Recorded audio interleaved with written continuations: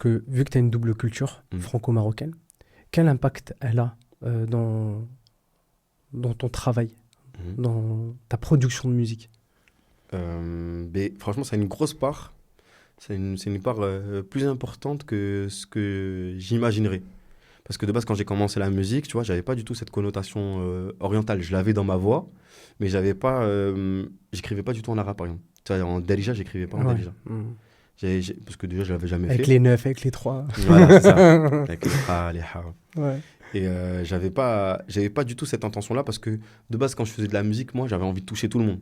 Ouais. Et du coup, je me disais, on est en France, tu vois, si tu veux toucher un large public, il faut parler la langue de ton pays, tu vois. Bah oui. Et ça, c'est arrivé après, tu vois, où j'ai commencé à écrire en Delija. J'ai vu que les gens aimaient bien le mélange. Tu vois, les gens, ils aiment pas que le Delija, ils aiment en fait le Le mélange. mélange. Ouais, Et il y a beaucoup de Français, on va dire français, tu vois, ouais, de souche. Ouais, voilà. Ou en tout cas, qui comprennent pas du tout le Delija, le marocain.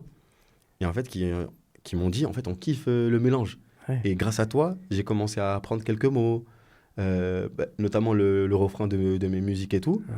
Il y a des gens, ils savent pas parler arabe, mais par contre, ils connaissent mon refrain. Et ils me Incroyable. demandent, ouais, qu'est-ce que ça veut dire? C'est quoi la signification? Et en fait, ma double culture, elle a genre une importance là-dedans. Parce que ma musique, elle est entre le français et le marocain. Et dans ma manière de gérer les choses.